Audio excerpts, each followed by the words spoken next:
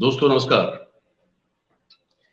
4 PM Gujarat Dastak दोनों पे आप सबका बहुत बहुत स्वागत है। मैं हूं आपका दोस्त मयूर जानी। दोस्तों हम सब लोग जो अपना जीवन चलाते हैं आजीविका के जरिए, हर महीने कुछ न कुछ हर एक की कोई ना कोई कमाई होती है। हम सब जो है वो एक वो बनता है ना, बजट बनता है महीने का कि भैया ग्रोसरीज में इतना पैसा जाने वाला है, दूध में इतना पैसा जाएगा, अगर कोई अंडे खाता है तो वो कहेगा कि अंडे में इतना पैसा जाएगा, अगर कोई नॉनवेज खाता है तो वो कहेगा कि इतना पैसा नॉनवेज में जाएगा, है ना, इलेक्ट्रिसिटी का बिल इतना आएगा, और भी जो टैक्सेस जो भरने होते हैं वो इतने भरने पड़ेंगे। हर एक तरह का एक कैलकुलेशन होता है। कभी आपने या मैंने कोई ऐसा बनाया होगा एक खर्चों का जो हमको एक ऊपर हेड देना पड़ता है, उसमें हम कभी क्या लिखते हैं कि भाई ये एक्स अमाउंट जो है वो अदर एक्सपेंसेस है। आप कहेंगे हाँ लिखते हैं भाई, क्यों नहीं लिखते हैं, इसे मिसलेनियस कहते हैं।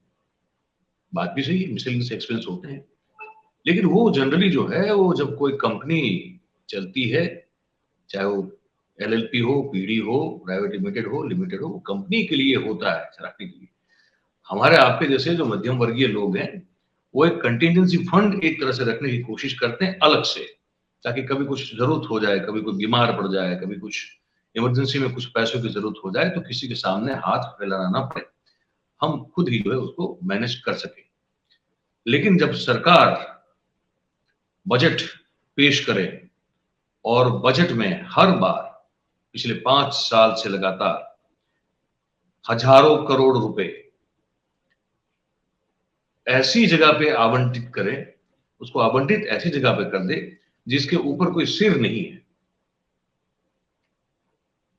तो क्या कहेंगे इसको आप?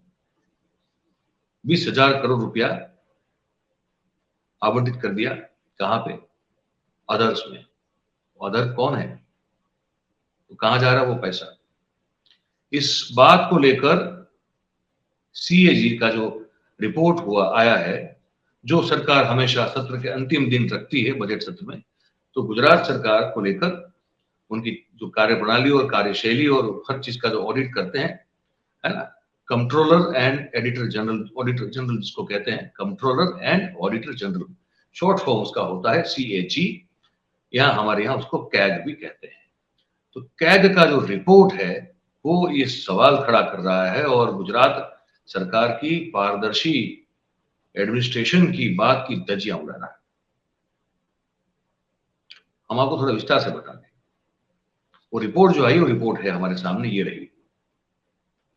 वो कह रही है, मैं आपको उसमें बहुत इतनी इतनी मोटी रिपोर्ट होती है, अलग अलग क्या चीजें जो है उसमें से हम निकालते रहेंगे।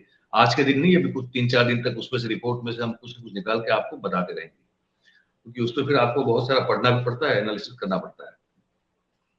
जो स्ट्राइकिंग बात है वो ये है, जो मेरे ख्याल से आपके शायद सभी अखबारों में भी शायद यही होगी, क्योंकि ये बहुत बड़ा एक सवाल उठाया कैग ने अपने रिपोर्ट में कि भाई आपने जो है बजट जब आप बनाते हैं तो आपने ये एक्स अमाउंट किस विभाग को दी? शिक्षा को दी, आरोग्य को दी, आपने रोड एंड बिल्डिंग कंस्ट्रक्शन को दी, आपने इंफ्रास्ट्रक्चर को दी, या अब कहीं तो दी होगी, तो ये कहां दी ये तो आप बता नहीं रहे, और 5 साल से लगातार ये हो रहा है। तो सरकार ने इस चीज को छुपाया है। ये कैग की रिपोर्ट कहती है कि सरकार ने इस चीज को छुपाया कि वो जो हजारों करोड़ रुपया जो पिछले 5 साल में अगर टोटल मिला के कर दे तो 1,18,000, हाँ 1,18,000 करोड़ रुपया, 1.18 लाख करोड़, एग्जैक्ट फिगर कहता हूं आपको, 1.18 लाख करोड़, 1.18 लाख करोड़ रुपया, बहुत बड़ी रकम होती है 5 साल में। ये सरकार ने किस मुद्दे पे, किस विषय पे, किस सब्जेक्ट पे, कौन से काम करने के लिए खर्च कर दिया है, इसका कोई अता पता नहीं है। और इसीलिए कैग ने इस मुद्दे पे बहुत बड़ा सवाल उठाया, पारदर्शी वहीवट, ये जो एडमिनिस्ट्रेशन है, पारदर्शी प्रबंधन को लेकर कैसे किया आपने, इसका हिसाब क्यों नहीं है, ये बड़ी बात है। और इसलिए कहा कि पारदर्शिता जो है उस पर जोखिम इससे खड़ा होता है। तो जो अन्य है वो कहा जाता है, सरकार ने कहा कि ये पैसा अन्य जगह पे खर्च हो गया। तो ये अन्य है कौन? 1.18 lakh crore rupees in the last 5 years, ये आपने जो अन्य के पीछे आवंटित कर दिए हैं, वो अन्य कौन है? कोई नहीं जानता। ठीक है, तो कैग की रिपोर्ट आगे कहती है, मैं आपको बता रहा हूं, ये 1,18,312.91 करोड़ की जो रकम है वो आपने किसी अन्य को चुका दी है, आपने पे कर दी है, खर्च कर दी है। तो कैग ने अपनी जो टिप्पणी की है उसमें ये कहा है कि ये जो एनोनिमस है, ये कोई और है, मतलब अन्य है, कोई कौन है किसको नहीं पता, इसको जो ये ग्रांट हर साल जो है वो दी जा रही है उसमें बढ़ोतरी हो रही है, वो बढ़ती जा रही है। और क्योंकि ये कौन है जिसको इतना पैसा जा रहा है ये सरकार कह नहीं रही है, इसीलिए इसका ऑडिट करना भी मुश्किल। कैसे करेगी ऑडिट? पता चले कि शिक्षा में खर्च किया तो फिर शिक्षा का ऑडिट होगा, कृषि में खर्च किया तो कृषि का ऑडिट होगा, ठीक है ना। वो पता चले तो फिर ऑडिट हो। अगर पता ही नहीं कि ये पैसा कहां खर्च हुआ है और सरकार बता नहीं रही है, वो अन्य लिख रही है, अदर्स, तो वहां तो कैसे फिर पता चलेगा कि इसका ये खर्च कहां हुआ? तो कैग कहती है कि इसका हम कोई ऑडिट कर नहीं पाए क्योंकि सरकार इसमें बता ही नहीं रही कि पैसा कहां खर्च हुआ है। छोटी मोटी रकम नहीं है, 5 साल में 1.18 लाख करोड़ ये रकम है। तो बड़ी धारदार, बड़ी तेज एक टिप्पणी और एक जो है बात कैग ने कही है, हमको लगा आपको ये बताना चाहिए। अब हम आपको जो है 5 साल का आंकड़ा दे देते हैं, ठीक है। 2017-18 के साल में जो ये अन्य को जो पैसा दिया गया है वो है 20,856.91 करोड़, जो 2018-19 की साल में बढ़ के हो गया 23,656.31 करोड़, जो 2019-20 के साल में और बढ़ा और वो हो गया 25,343.20 करोड़। 2020-21 में तो कोरोना ईयर था, उसमें भी वो 23,691.95 करोड़, और 2021-22 में ये बढ़ के हो गया 24,764.54 करोड़। कुल मिला के 1,18,312.91 करोड़। कहां गया पैसा? किसी को नहीं मालूम, सरकार बता नहीं रही है, इसलिए कैग जो है उसका ऑडिट कर नहीं पा रही है। और सरकार को इसकी कोई शर्म भी नहीं है, वो कैसे होगी? वो तो इन लोग बाहर छोड़ के आ गए कब के, इनके पास शर्म जैसी कोई चीज नहीं बची है, तो हम देख रहे हैं। अच्छा, एक और चीज कैग ने बताई, आय जो हुई है कुछ जगह से, इनकम भी जो हुई है, तो इनकम का भी तो सोर्स होता है कि भाई ये जो है हमको फला टैक्स से मिला, ये जो है हमको जीएसटी से मिला, ये हमको जो है वैट से मिला, ये हमको मनोरंजन कर से मिला। कहीं ना कहीं कुछ उसका हेड होता है ना, उस हेड के तहत आप इनकम का सोर्स बताते हैं कि भाई हमको यहां से ये पैसा मिला। तो कुछ इनकम ऐसी भी हुई है जो कैग का रिपोर्ट कहता है कि वो भी अन्य से हुई है। कोई आके दे गया पैसा हमको, कोई आके पैसा दे गया, कौन दे गया हमको नहीं पता, हम नहीं बताएंगे। ऐसे थोड़ी चलती है सरकार, ऐसे नहीं चलती है भाई। और यहां चल रही है, 27 साल से चल रही है, 28वां साल चल रहा है, और 5 साल के लिए तो पक्का है। तो कैग कह रहा है, कैग का रिपोर्ट कह रहा है कि 4,260 करोड़ रुपए की इनकम हुई है सरकार को, लेकिन वो अन्य के जरिए हुई है। वो कहां से हुई है नहीं पता। इस किस्से में तो ये भी तय करना जरूरी हो जाता है ऑडिट जब करते हैं तब, कि भाई ये आया कहां से पैसा। अब ये तो बताओ, अन्य मतलब कौन है? एलियन है क्या कोई? कहां से आया है पैसा सरकार में? वो नहीं पता। अच्छा, अब देखिए, सरकार मेहरबान हो जाती है तो कैसे कैसे हो जाती है, फिर वो अपने जो जिस तरह से सही में प्रबंधन होना चाहिए उस चीज की चिंता करती नहीं है सरकार। और ये गुजरात मॉडल में बताऊं आपको, अगर आप देखेंगे जहां जहां भी भारतीय जनता पार्टी की जिन जिन राज्यों में सरकारें हैं, आपको सेम मॉडल दिखेगा। कमोवेश सेम होगा, एक सरीखा होगा, बहुत ज्यादा फर्क नहीं होगा। और यही तरीका अगर आप केंद्र सरकार का भी अगर प्रबंधन और एडमिनिस्ट्रेशन देखने की कोशिश करेंगे तो कमोवेश यही मॉडल जो है वहां भी आपको इंप्लीमेंट होता हुआ दिखाई देगा। कैग का रिपोर्ट कह रहा है कि भाई हमारी जो स्टेट ट्रांसपोर्ट की बसेस है वो निगम में बना है ना, एसटी स्टेट ट्रांसपोर्ट का निगम बना हुआ है, तो उसी के तहत पूरे राज्य में सरकार की बसें दौड़ती हैं। तो जो एसटी निगम है, जो स्टेट ट्रांसपोर्ट निगम है, अब वो क्या करता है कि एक तो पैसेंजर से टिकट का पैसा लेता है, ठीक है, और उसी में वो एक टैक्स भी लेता है, उस चार्ज में वो मिला के एक टिकट का पैसा बनता है। जहां से जहां आपको जाना हो और आपको एक टिकट लेनी पड़ती है और उस टिकट में जो टैक्स है वो भी इंक्लूड हो जाता है। तो जो टैक्स की रकम होती है ना भाई साहब, वो आपको सरकार में जमा करवानी होती है।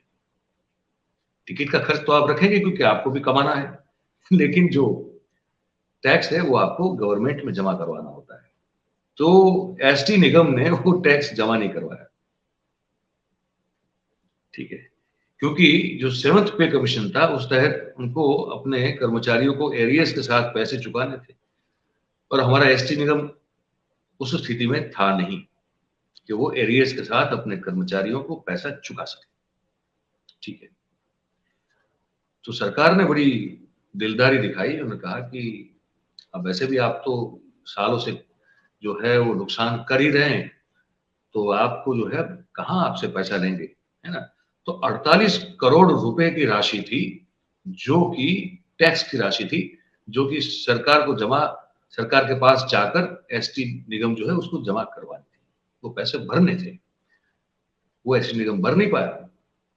सरकार ने उस लोन को माफ कर दिया और एक एक नोट लिख दी कि हमने 48 करोड़ रुपए एसटी निगम को बतौर लोन दे दिए हैं, ऋण के तौर पर दिया।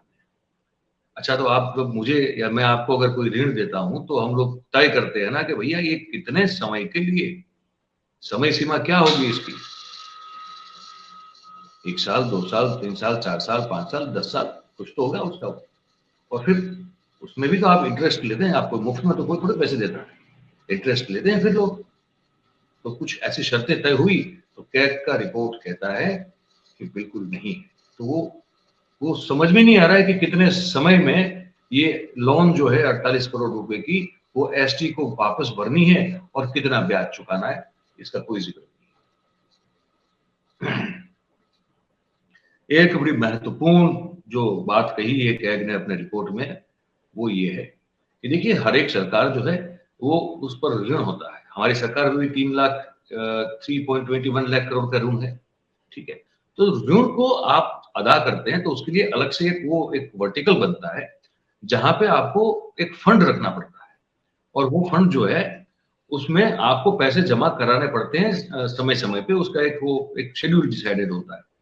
तो कैग की रिपोर्ट कहती है कि वो जो ऋण भरने वाला जो एक एक रिजर्व एक फंड होता है जिससे ऋण जो है वो भरा जाता है, पे किया जाता है, उस फंड में 10,500 करोड़ रुपए को सरकार को शेड्यूल के मुताबिक जो डिसाइडेड किया था उसके मुताबिक भरना था।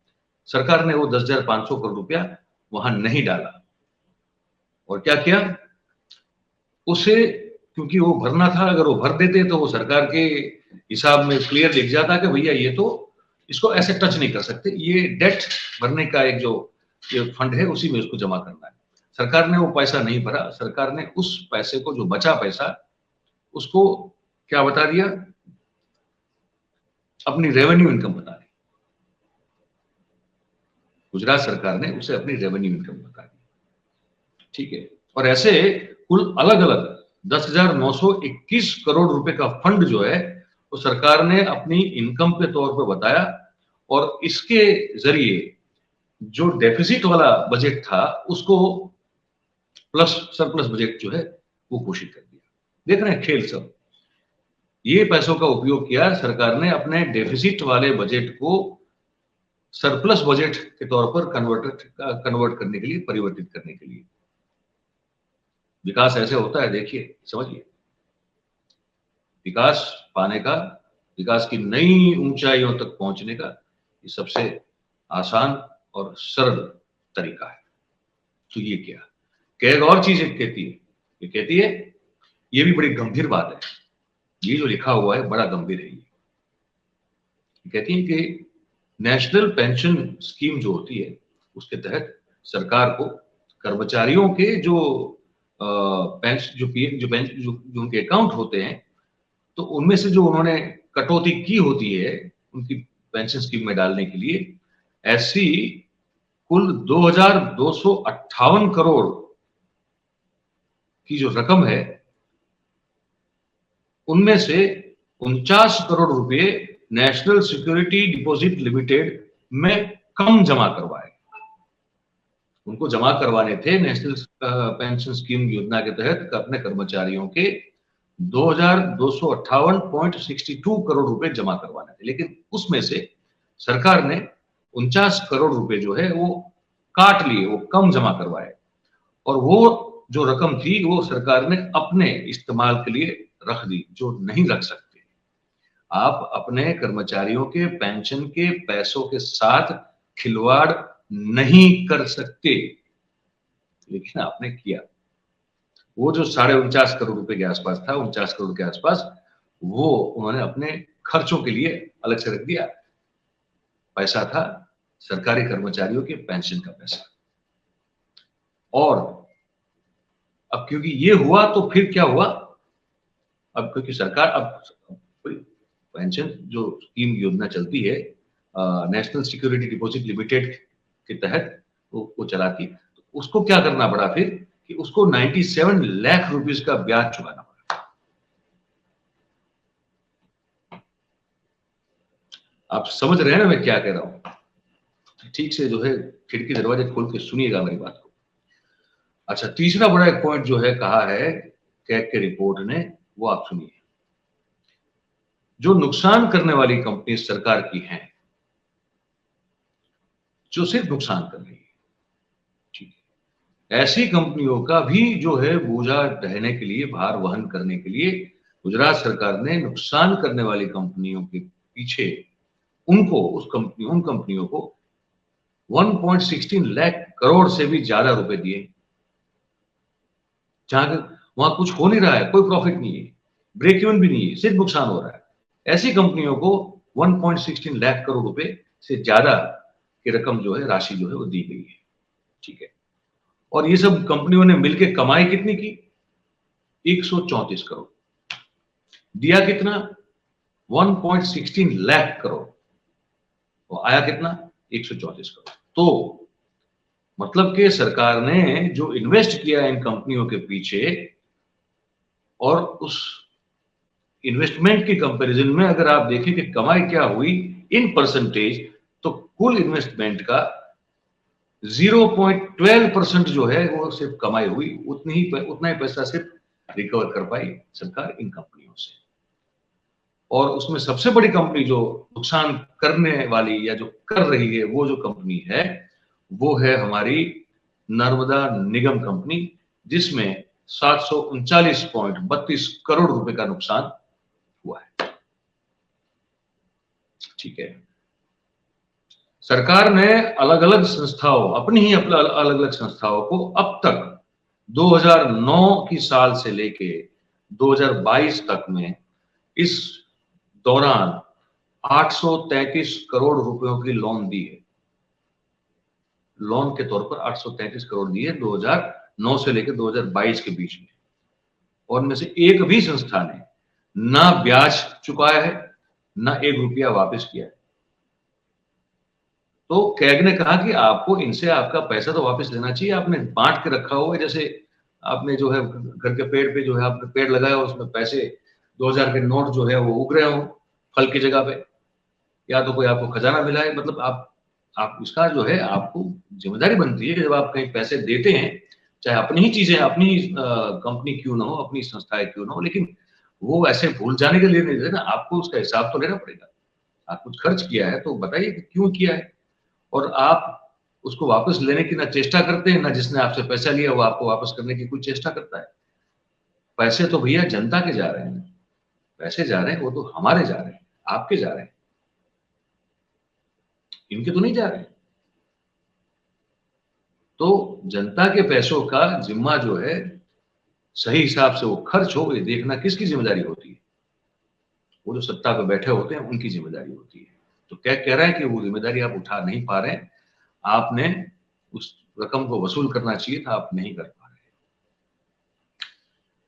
तो यही है। और 2-3 चीजें, कम से कम 2-3 दिन तो है, इस रिपोर्ट की कुछ ना कुछ खबरें जो है आप तक हम पहुंचा रहेंगे, क्योंकि पढ़ना पड़ता है, तो पढ़ के उसको फिर एनालाइज करके उसको अलग से एक तरह से फिर हम नोट करते हैं, फिर आप तक पहुंचाते हैं। वो ये सिलसिला हमारा जारी रहेगा।